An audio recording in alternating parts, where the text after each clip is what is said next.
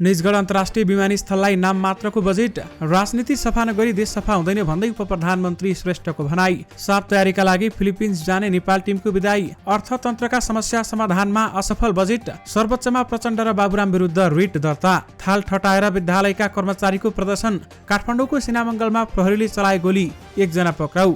Asia cup Nepal र भारतको खेल श्रीलङ्कामा हुन सक्ने। एआई तस्बिरमा सेलिब्रिटी मोह, पोस्टर डिजाइन र भिएफएक्समा हुन सक्छ चुनौती। जब उमेर हद हटाइएको विषयमा नेकपा एमालेका अध्यक्ष केपी ओली बोल्न मानेनन्, त्यसपछि भयो ठूलो हंगामा। अब साउदीमा मजदुरीका लागि जान पनि एसई पास हुनुपर्ने। अध्यादेशबाट बजेट ल्याए अस्वीकार गर्ने कोशी प्रदेशको विपक्षी गठबन्धनको चेतावनी। ज्ञानेन्द्र शाहीले भने प्रधानमन्त्रीले राजीनामा दिनुपर्छ, रेकर्डबाट हटाउनुपर्छ। माओवादी सांसद, बैंकको निक्षेप 3 खर्ब 70 अर्बले बढ्यो, लगानी सुस्त। कोशी प्रदेशमा एमाले र पहिचानवादी बीच तनाव। टेकनारायणका वकिलको जिकिर, बालकृष्ण पन्थी नेतृत्वको प्रतिवेदन नै सरकारी होइन। संविधान संशोधनका बेलामा प्रधानमन्त्रीको अग्नि परीक्षा हुन्छ भन्दै राजेन्द्र लिङ्गदेनको भनाई। राष्ट्रिय प्रजातन्त्र पार्टीले संसदबाट माग्यो प्रधानमन्त्री प्रचण्डको राजीनामा। बजेट प्रणालीमा सुधार गर्नुपर्छ भन्दै गगन कुमार थापाले भने अर्थमन्त्रीले बजेट बारेमा सांसदले उठाएका प्रश्नको जवाब सोमबार दिने। विश्वविद्यालय शिक्षा अनुसन्धान र नवप्रवर्तनमा केन्द्रित हुनुपर्छ भन्दै प्रधानमन्त्री प्रचण्डको भनाई। राजनीतिलाई सफा नगरी देश परिवर्तन सम्भव नै छैन भन्दै गृहमन्त्री श्रेष्ठले भने इजालसमा 4 अभियुक्तको गुनासो। टेकुमा अमानवीय व्यवहार भयो, दरबार मार्गकै हिरासतमा राखियोस्। बाबुराम भट्टराईको निष्कर्ष, नागरिकता विधेयक विरुद्ध षड्यन्त्र भयो। कालीकोटमा जीव दुर्घटना, 3 जनाको मृत्यु। आजदेखि क्रमशः मौसम बदली र वर्षा बढ्छ, अब गर्मीमा राहत हुन्छ भन्दै मौसमविदको भनाई। बिपरजोय चक्रवातले आगामी 6 घण्टामा भीषण रूप लिने। संसदमा गगनको गुनासो, कानून बनाउने अधिकार प्रयोग नहुँदा सरकारले हेप्यो। राजेन्द्र लिङ्गदेनको टिप्पणी, प्रधानमन्त्रीको पशुपति दर्शन जनतालाई देखाउन मात्रै।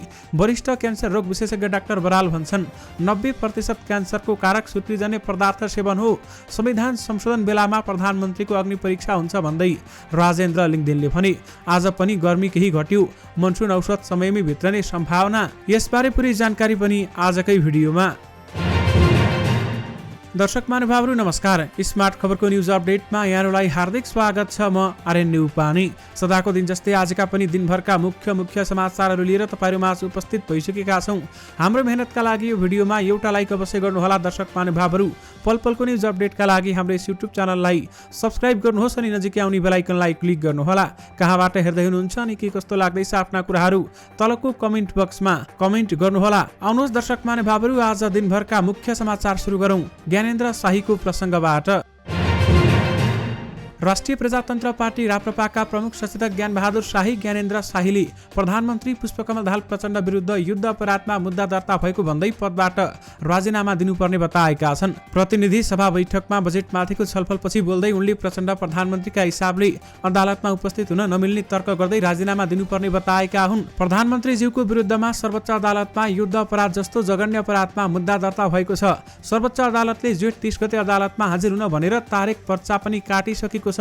म यहाँ सोध्न चाहन्छु, 30 गते प्रधानमन्त्री अदालतमा जाँदै गर्दा यो देशको प्रधानमन्त्री भएर जानुहुन्छ कि पुष्पकमल दाहाल प्रचण्ड भएर? युद्ध अपराधको मुद्दामा अदालतमा जाने कुरा यो देशले अपराध गरेको होइन, उनले भने व्यक्तिले गरेको हो। त्यो भएर म सम्माननीय सभामुख मार्फत सम्माननीय प्रधानमन्त्रीज्यूले तत्काल राजीनामा दिएर मार्ग प्रशस्त गर्नुपर्छ। नैतिकताका आधारमा पनि पदमा बसिरहन मिल्दैन। यो एउटा मुद्दा मात्र नभएको उनले बताए। युद्ध अपराध जस्तो मुद्दाले अदालतले दर्ता गरिसकेपछि यो पदमा बसिरहनु उचित नहुने उहाँको भनाइ छ। नैतिकताका आधारमा पनि प्रधानमन्त्रीले राजीनामा दिनुपर्छ, अदालतलाई काममा असर नगर्ने गरी मार्ग प्रशस्त गर्नुपर्छ भन्दै उनले भने त्यस लगत्तै माओवादी केन्द्रका सांसदले उठेर रेकर्डबाट हटाउन समेत माग गरेका थिए। माओवादी केन्द्रका सांसद माधव सापकोटाले ज्ञानेन्द्र शाहीले प्रधानमन्त्रीलाई नियमावलीको कुरामा धारामा टेकेर लखेटेको भन्दै प्रश्न गरेका छन्। नक्कली शरणार्थी प्रकरणमा 4 जना अभियुक्तहरूले आफूहरूलाई दरबार मार्ग प्रहरी वृत्तकै हिरासतमा राख्न माग गरेका छन्। आइतबार जिल्ला अदालत काठमाडौँमा थुन्चेक बहस पछाडि इजालस अगाडि पुगेर हज कमिटीका अध्यक्ष शमशेर मियाले यस्तो माग गरेका हुन्। उनीहरूलाई शनिबार मात्रै प्रहरीले दरबार मार्गको हिरासतबाट काठमाडौँ प्रहरी परिसर सारेको थियो। मियासहित शरणार्थी नेता टेकनाथ रिजाल, नरेन्द्र केसी र सन्देश शर्मालाई परिसरको हिरासतमा लगिएको थियो। तर परिसरमा प्रहरीले अमानवीय व्यवहार समेत गरेको गुनासो उनीहरूले न्यायाधीश सामु गरे। दरबार मार्ग सडक वृत्तमा बस्ने ठाउँ पनि ठिक थियो, प्रहरीको व्यवहार पनि राम्रो थियो, तर परिसरमा प्रहरीले अमानवीय व्यवहार गरे, हामीलाई अमानवीय तरिकाले राखियो भन्दै मियाले भने। उनले त्यहाँको हिरासतमा गइसकेपछि स्वास्थ्यमा समेत समस्या देखिएको बताए। उनको गुनासोपछि न्यायाधीश प्रेम प्रसाद न्यौपानेले परिसरका डिएसपीलाई बोलाउन भनेका थिए, तर डिएसपी आइ नसकेको अर्का प्रहरीले जानकारी आएपछि म कहाँ पठाइदिनु भनेका छन्। विशेष गरी इजलासमा 4 अभियुक्तले गुनासो गरेका छन्। टिकुमा अमानवीय व्यवहार भयो, दरबार मार्गकै हिरासतमा राखियोस्। आजदेखि मौसम बदली बादल लाग्ने र वर्षा हुने क्रम बढ्दै जाने मौसमविदहरूले बताएका छन्, जसकारण अबका केही दिनदेखि भइरहेको गर्मीको राहत महसुस हुने अपेक्षा गरिएको छ। 2 हप्ताभन्दा बढी दिनदेखि बादल नलाग्ने र पानी नपर्ने हुँदा देशभर गर्मी बढेको छ भने विशेष गरी तराई क्षेत्रमा अत्याधिक गर्मी र तातो हावाले जनजीवन निकै कष्टकर भइरहेको छ। मौसम पूर्वानुमान महाशाखाकी मौसमविद शान्ति कडेलले आजदेखि क्रमशः मौसम बदली र वर्षा हुने सम्भावना बढेको बताइन्।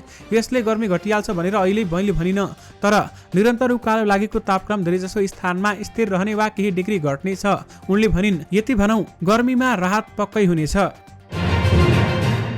राष्ट्रिय प्रजातन्त्र पार्टीका अध्यक्ष राजेन्द्र प्रसाद लिङ्गदेनले प्रधानमन्त्री पुष्पकमल दाहाल प्रचण्डले जनतालाई देखाउनका लागि मात्रै पशुपतिनाथको दर्शन गरेको टिप्पणी गरेका छन्। प्रतिनिधि सभाको बैठकपछि सञ्चारकर्मीहरूसँग कुरा गर्दै उनले यस्तो बताएका हुन्। उनले देशको प्रधानमन्त्री मन्त्री प्रतिनिधिले हिन्दू राष्ट्रको मुद्दालाई अन्तर्हृदयबाट नै स्वीकार गरेको भए पनि स्वागतयोग्य रहेको बताएका छन्।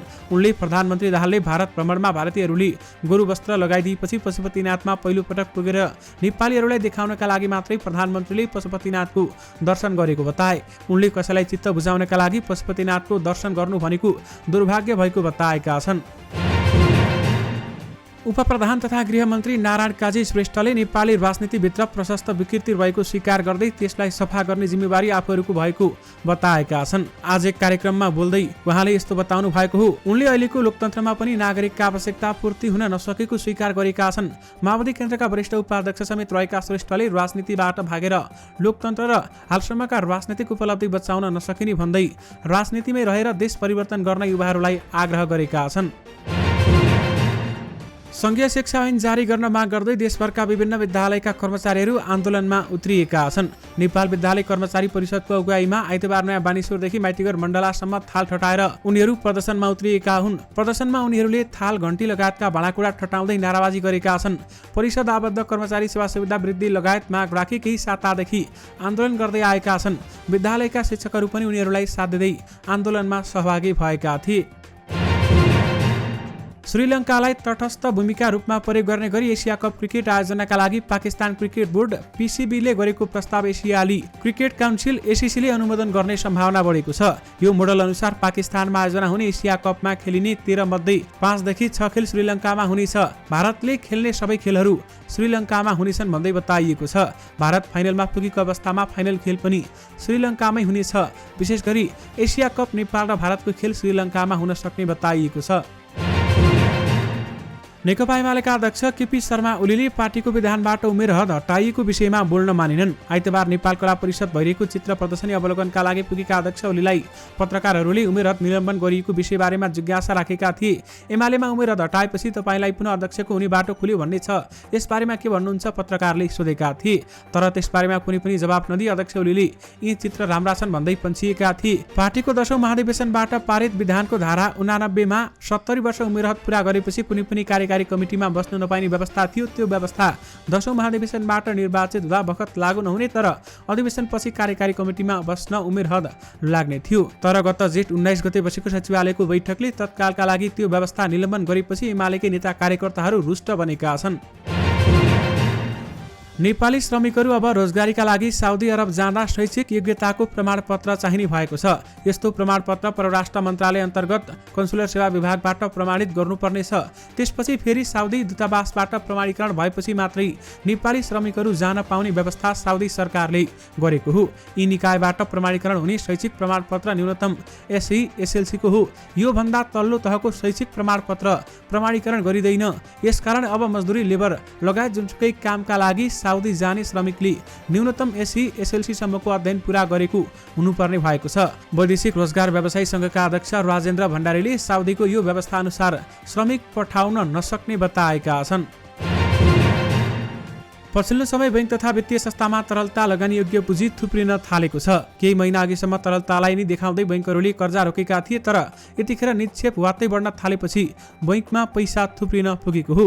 नेपाल राष्ट्र बैंकका अनुसार चालु आर्थिक वर्षको वैशाख मसान्तसम्म 3 खर्ब 70 अर्ब 78 करोड रुपियाँ निक्षेप बढेको छ। अघिल्लो आर्थिक वर्षको सोही अवधिमा यस्तो निक्षेप 2 खर्ब 31 अर्ब 32 करोड अर्थात् 5% बढेको थियो। समीक्षा अवधिमा बैंक तथा वित्तीय संस्थाहरूमा रहेको निक्षेप 7.3% बढेको हो।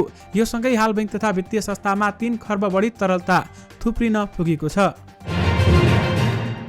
कोशी प्रदेश नामाकरण विवाद अहिले एमाले र पहिचानवादी बीच केन्द्रित भए जस्तै बन्दै गएको छ। नेकपा एमालेका नेता, सांसद तथा मन्त्रीप्रति अनुदार बन्दै पहिचान पक्षधरहरूले विभिन्न आक्रमण र विरोधका कार्यक्रम गरिरहेका छन्। त्यसपछि एमाले अध्यक्ष तथा पूर्व प्रधानमन्त्री केपी शर्मा ओलीले जेठ 26 गते पहिचान पक्षधरलाई आतंककारीको संज्ञा दिँदै रुखो टिप्पणी समेत गरेका थिए।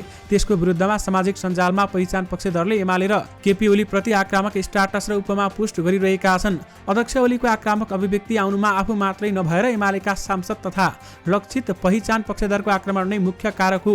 गत फागुन 17 गते प्रदेशको नाम कोशी नामाकरण भएपछि पहिचानवादीहरूले उक्त नामको पक्षमा हस्ताक्षर गर्ने 82 जना प्रदेश सभा सदस्यलाई कुनै पनि कार्यक्रम नगर्ने चेतावनी दिँदै बहिष्कार अभियान चलाइरहेका छन्। कोशी प्रदेशमा एमाले र पहिचानवादी बीच तनाव भएको छ। भुटानी शरणार्थी समस्याको स्थायी र दीर्घकालीन समस्याका समाधानका उपायहरू मिलाउन गठित कार्यदलको प्रतिवेदन सरकारी नभएको जिकिरी जालसमा गरिएको छ। जिल्ला अदालत काठमाडौँमा नक्कली भुटानी शरणार्थी प्रकरणको मुद्दामा जारी बहसका क्रममा पूर्व गृह सचिव टेकनारायण पाण्डे पक्षका वकिलले पूर्व सचिव बालकृष्ण पन्थी नेतृत्वको कार्यदलले तयार गरेको प्रतिवेदनमा सरकारी नै नभएको जिकिर गरेका हुन्।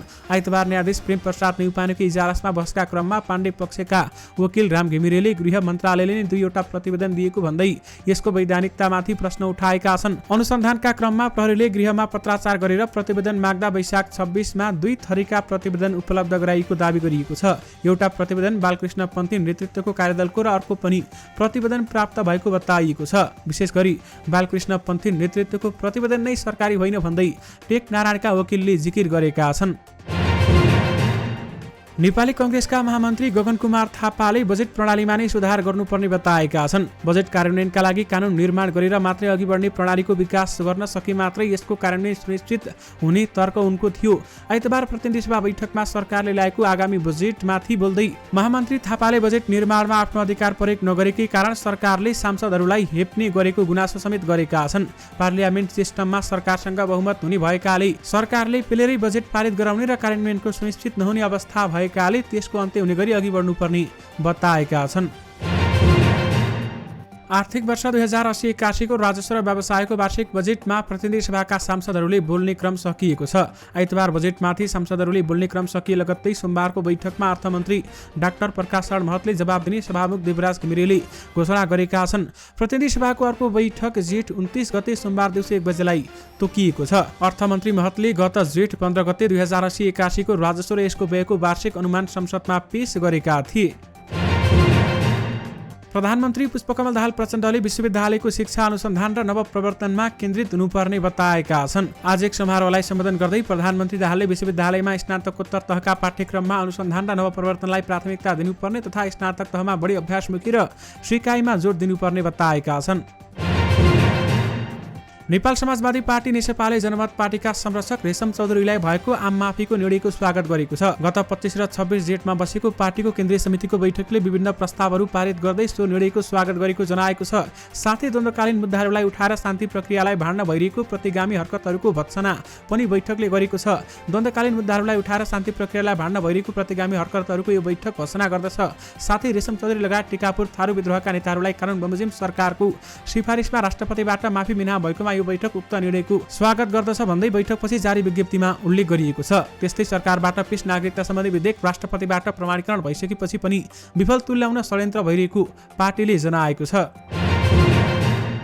कालीकोटको शुभकालिका गाउँपालिका 6 गाविरामा गए राति लु 1/8498 नम्बरका जीप दुर्घटना हुँदा 3 जनाको मृत्यु भएको छ। जीप कालीकोटको बेउली पान्तडी सडक खण्डको चौकी बजारबाट हाउडी हुँदै शुभकालीतर्फ जाँदै गरेको शुभकालिका 6 गाविरामा दुर्घटना भएको जिल्ला प्रहरी कार्यालय कालीकोटले जनाएको छ। दुर्घटनामा परेर जीप चालक शुभकालिका 2 का 30 वर्षीय हर्क विश्वकर्मा, शुभकालिका 8 का 31 वर्षीय रामबहादुर शाही र दैलेख नौमुले 3 का 25 वर्षीय गोपाल सलामी मगरको मृत्यु भएको जिल्ला प्रहरी कार्यालय कालीकोटका प्रहरी प्रमुख प्रमुख जयेश्वर रिमालले जानकारी दिनुभयो। बिपरजोय चक्रवात आगामी 6 घण्टामा अत्यन्त भीषण चक्रवाती आँधीमा परिणत हुने भारतीय मौसम पूर्वानुमान महाशाखाले जनाएको छ। महाशाखाका अनुसार चक्रवाती आँधी बिपरजोयले जुन 15 सम्म पाकिस्तानको तटीय क्षेत्र र छेउछाउको सौराष्ट्र र कच्छसम्म निकै भीषण रूप लिएर पुग्नेछ। पछिल्लो 6 घण्टादेखि 5 किलोमिटर प्रति घण्टाको गतिमा आँधी चलिरहेको छ। तर अबको केही समय यसका कारण अरब सागरमा 155 देखि 165 किलोमिटर प्रति घण्टाको गतिमा हावा चल्न सक्छ। अगाडि बढ्दा हावाको गति 190 किलोमिटर प्रति घण्टा पुग्न सक्छ भन्दै बताइएको छ। केही दिन त अरब सागरमा साइक्लोनिक एक्टिभिटी देखिएको छ। बिस्तारै बलियो बन्दै गएको बिपरजोय चक्रवात आगामी दिनमा गुजरातको तटीय क्षेत्र नजिक आउने पनि बताइएको छ। बिपरजोय चक्रवातले आगामी 6 घण्टामा भीषण रूप लिने बताइएको छ। नेपालमा नसर्ने रोगको प्रकोप तीव्र रूपमा विकास भइरहेको छ। यसको प्रमुख कारक तत्त्वको रूपमा धूम्रपान, मद्यपान र सुर्तीजन्य पदार्थलाई लिने गरिन्छ। सुर्तीजन्य पदार्थको प्रयोगबाट विश्वमा प्रति मिनेट 19 जना मानिसको मृत्यु हुने गरेको तथ्याङ्कहरू सार्वजनिक भइरहेका छन्। यसै सन्दर्भमा आज आइतबार नेपाल सरकार स्वास्थ्य मन्त्रालयको सहकार्यमा रिपोर्टर्स क्लब नेपालले धूम्रपान तथा सुर्तीजन्य पदार्थको उपयोगबाट उत्पन्न रोगको रोकथाम, नियन्त्रण, निदान र उपचार सम्बन्धी अन्तर्क्रिया गरेको छ। क्लबका सभापति एवं प्राइम टाइम्स टेलिभिजनका अध्यक्ष ऋषि धमलाको अध्यक्षतामा भएको उक्त अन्तर्क्रियामा विशेषज्ञ र सरकारवाला निकायको सहभागिता थियो। विशेष गरी वरिष्ठ क्यान्सर रोग विशेषज्ञ डाक्टर बरालले पनि भनेका छन् 90% क्यान्सरको कारक सुर्तीजन्य पदार्थको सेवन हो। सरकारले राष्ट्रिय गौरवमा समेटेको निजगढ अन्तर्राष्ट्रिय विमानस्थलमा आर्थिक वर्ष 2071-72बाट बजेट विनियोजन सुरु गरेको हो। त्यसैता हरेक बजेटमा नछुटेको यो आयोजना कार्यान्वयनमा भने सरकारले प्रगति देखाउन सकेको छैन। वातावरणका मुद्दा उठेसँगै सर्वोच्च अदालतमा पुगेको यो आयोजना हुन पुनः अगाडि बाटो खुला भएको छ। आर्थिक वर्ष 2080-81 को बजेट प्राथमिकतामा साथ राखिएको यो आयोजनामा बजेट भने नाम मात्रको राखिएको छ। बजेट भाषणमा भनिएको छ निजगढ अन्तर्राष्ट्रिय विमानस्थल आयोजनाको वातावरणीय प्रभाव मूल्याङ्कन गरी बस्ती स्थानान्तरण, मुआब्जा वितरण, जग्गा संरक्षण लगायतका पूर्व तयारीका लागि बजेट छुट्याइएको छ। लगानी मोडालिटी तय गरी विमानस्थलको निर्माण कार्य अगाडि बढाइनेछ भन्दै बताइएको छ। विशेष गरी निजगढ अन्तर्राष्ट्रिय विमानस्थललाई नाम मात्रको बजेट दिइएको छ। आसन्न 14औं साफ च्याम्पियनसिपको तयारीका लागि फिलिपिन्ससँग मैत्रीपूर्ण फुटबल खेल्न नेपाल टिमलाई बिदाई गरिएको छ। अखिल नेपाल फुटबल संघ एन्फाको मुख्यालय सातबाटोमा भएको कार्यक्रममा राखेको उपाध्यक्ष शिव कोइराला, एन्फा अध्यक्ष पंकज विक्रम निम्बाङ लगायतले बिदाई गरेका थिए। सोमबार फिलिपिन्सको जाने नेपाली टोली 32 डेटमा मैत्रीपूर्ण खेलपछि उतैबाट भारतको बेंगलुरु जानेछ, जहाँ मध्यपूर्वका लेबनान र कुवेत सहितको सहभागिता समेत साफ च्याम्पियनसिपमा आयोजना हुँदैछ। काठमाडौँमा लागु औषध ओसार पसारमा संलग्न गिरोह पक्राउ गर्ने क्रममा प्रहरीले गोली चलाएको छ। लागु औषध नियन्त्रण ब्युरोका टोलीले ओसार पसारमा संलग्नको आशंकामा पक्राउ गर्ने क्रममा विकास भगतमाथि गोली चलाएको हो। प्रहरीले गोली लागेर घाइते भएका उनलाई उपचारका लागि काठमाडौँ मेडिकल कलेज पठाएको लागु औषध नियन्त्रण ब्युरोका प्रमुख गोविन्द थपलियाले जानकारी दिनुभयो। भगतबाट प्रहरीले 100 ग्राम लागु औषध नियन्त्रणमा लिएको छ। ठूलो मात्रामा लागु औषध ओसार पसार गरेको आशंकामा ब्युरोबाट प्रहरी निरीक्षकको टोलीले भगतलाई पछाएको थियो। चर्चित नेपाली सेलिब्रिटीहरू यति बेलामा सामाजिक सञ्जालमा धमाधम एआई भनिने आर्टिफिसियल इन्टेलिजेन्स कृत्रिम बौद्धिकताले तयार पारेका तस्बिरहरू शेयर गरिरहेका छन्। प्रदीप खड्का, प्रियङ्का कार्की, स्वस्तिमा खड्का, रिचा शर्मा, आना शर्मा, नीति शाह लगायतका एआई जेनेरेटेड तस्बिर शेयर भइरहेका छन्। एआईको एपबाट यी तस्बिरले जो कसैले पनि तयार गर्न सक्छन्। आर्टिफिसियल इन्टेलिजेन्ससँग लेख्दै स्वस्तिमाले एआई जेनेरेटेड तस्बिर शेयर गरेकी छन्। बाइक हाँकेकोदेखि एक्सन अवतारसम्मका यी तस्बिर हेर्दा हलिउडको क्लासिकल फिल्मका दृश्य अनुभूति हुन्छन्। प्रदीपले कुनै एक सम्राट र लडाकु जस्तो देखिने तस्बिर शेयर गरेका छन्। ताजलाई टाउकोमाथि राखेर कहिले पनि भुइँमा चिप्लन नदिनुस्, यी तस्बिरलाई प्रेम गर्छु भन्दै प्रियङ्काले 5 वटा एआई जेनेरेट तस्बिर शेयर गरेकी छन्। रेशम फिल्ली फेम्ड निर्देशक प्रवर जोशीले पनि एआई तस्बिर जेनेरेटेड गर्दै कलाकारको फोटोलाई इन्स्टाग्राममा हालिरहेका छन्। एआई तस्बिरमा सेलिब्रिटी मोह देखिएको छ। पोस्टर डिजाइन र भिएफएक्समा चुनौती हुन सक्ने देखिएको छ। अल्पमतमा परेपछि अध्यादेश मार्फत बजेट ल्याउने तयारीमा कोशी प्रदेश सरकार जुटेका बेलामा विपक्षी दलहरूले भने तत्काल विश्वासको मत लिने र प्रदेश सभाबाट बजेट ल्याउन माग गरेका छन्। नेपाली कांग्रेस, नेकपा माओवादी केन्द्र, नेकपा एकीकृत समाजवादी र जनता समाजवादी दलले आइतबार संयुक्त विज्ञप्ति जारी गरेर अध्यादेशबाट बजेट ल्याइ अस्वीकार गर्ने चेतावनी दिएका छन्। सत्ता साझदार दलहरूले समर्थन फिर्ता लिएर अल्पमतमा परेको एमाले नेतृत्वको वर्तमान सरकारले यथाशीघ्र विश्वासको मत लिनुको साटो मुख्यमन्त्री हिक्मत कुमार कार्कीले नीति तथा कार्यक्रम नलाई अध्यादेशबाट बजेट ल्याउने तयारी गरेकोमा शंका उत्पन्न भएको जनाएका हुन्। दर्शक महानुभावहरू, यससँगै तपाईहरुमाझ आजका सबै मुख्य समाचारहरू राखिसकेका छौं। फेरि पनि तपाईहरुमाझ नयाँ मुख्य समाचारहरूको साथमा उपस्थित हुनेछौं। अहिलेलाई भने मलाई बिदा दिनुहोस्। नमस्कार।